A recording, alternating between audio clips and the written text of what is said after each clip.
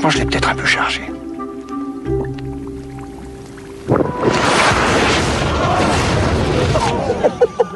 Oh, je l'ai un peu chargé. Ouais, très bien là. Astérix et Obélix avaient la potion magique et aujourd'hui on a le vinaigre de cidre. Non, ce produit est fabuleux, à qui on prête tas de bienfaits, ça serait le cheat code pour notre santé et la perte de poids. C'est si fabuleux que je comprends pas qu'on n'en boive pas tous les jours. Peut-être parce qu'il y a un peu d'exagération et beaucoup de marketing. C'est pas un poison évidemment, mais on va revenir ensemble sur les vertus qu'on lui prête. Parce qu'avec Papa in Shape, on a déjà suivi plus de 6000 papas depuis 3 ans, ils ont perdu du gras, ils ont perdu du ventre pour certains, tout en améliorant leur sensibilité à l'insuline ou le maintien d'une glycémie normale. Et ça, ils l'ont fait sans vinaigre de cidre le matin, sans vinaigre de cidre le midi, et même sans vinaigre de cidre le soir.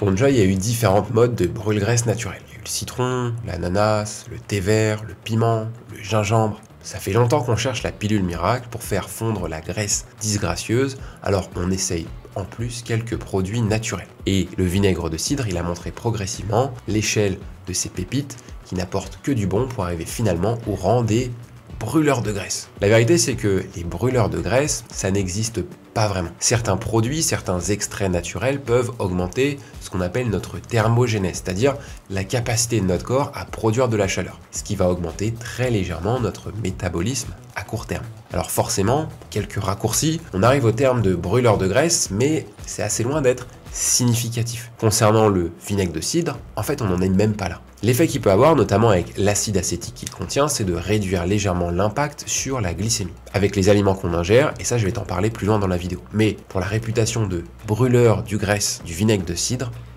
c'est zéro.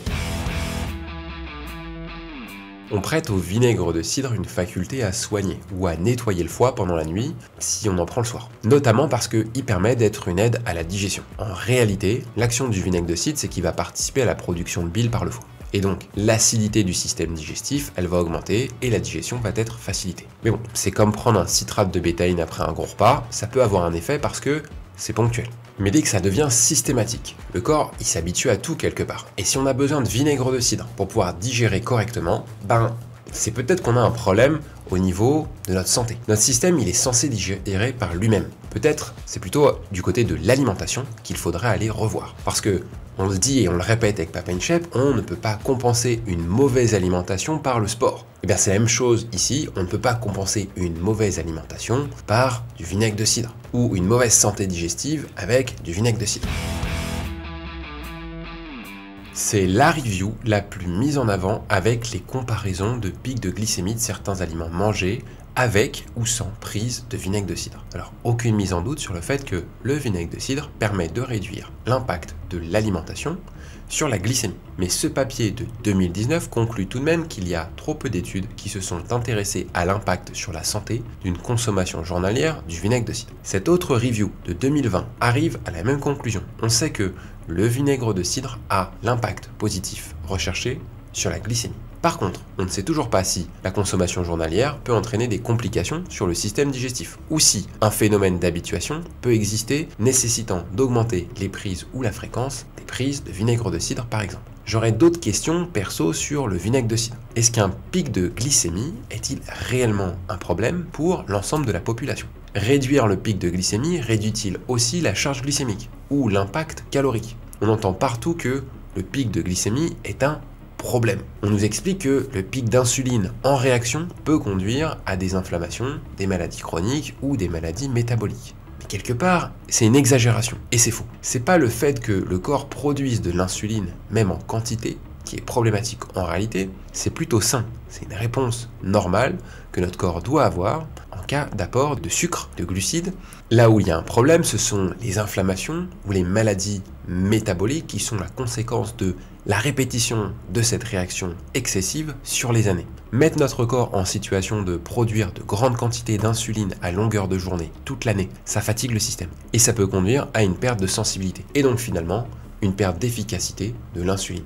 Ça ne prend pas un donut ou une barquette de frites, ça prend des années de mauvaises habitudes alimentaires. Et sincèrement, je trouve ça presque malhonnête de vendre le vinaigre de cidre comme quelque chose qui rend ça parfaitement ok, de manger des gros desserts, des frites et n'importe quoi à tous les repas.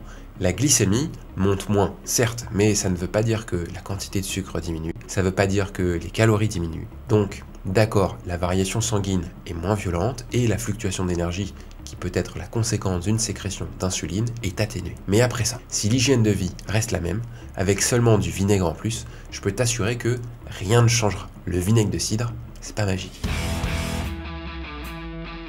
C'est le moment de conclure cette vidéo sur la popularité du vinaigre de cidre. Est-ce que c'est vraiment justifié? On a pu voir que pour ce qui est de l'effet brûle-graisse ou purificateur du foie, on pourra peut-être repasser. C'est assez similaire pour tout ce qu'on pourra te vendre sur ces sujets. La graisse, elle ne fond pas dans ton corps, on ne la brûle pas avec des molécules, et l'activité de tes organes, elle est modulée par un tas de choses. L'effet sur la glycémie du vinaigre de cidre, par contre, il est avéré. Il y a quelques preuves scientifiques et beaucoup de preuves sociales. Tu as sans doute vu des graphiques faits à partir de dispositifs de mesure de la glycémie comme celui-ci. Les études voient les mêmes. Cela dit, ça reste une donnée isolée. La glycémie, on ne voit pas toujours l'écart de réponse insulinique par exemple, est-ce qu'il est aussi significatif? Et il y a une chose qui est très importante et que tu dois retenir. Ce qui fait que tu stockes plus ou moins de gras, c'est la quantité de calories, c'est la quantité d'apport que tu vas avoir, que tu vas manger, la quantité d'énergie. Parce que à quantité égale, stockage égal.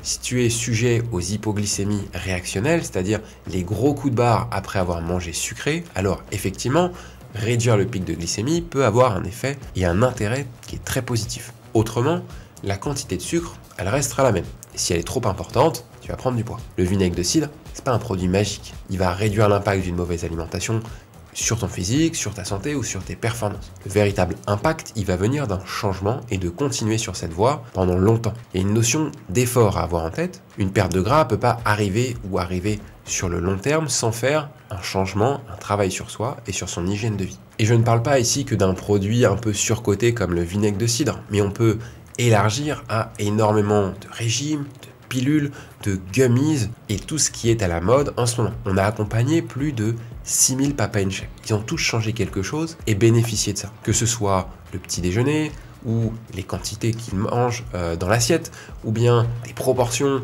et des ratios entre les légumes, les protéines, les matières grasses, les glucides, les féculents, ou la pratique de la musculation par exemple. Et on recherche des hommes qui sont nés entre 1955 et 1987 et qui désirent être accompagnés par un coach Papa & Chef. Si c'est ton cas, alors clique sur le lien qui est épinglé en dessous dans les commentaires et réserve une consultation gratuite avec l'un de nos coachs.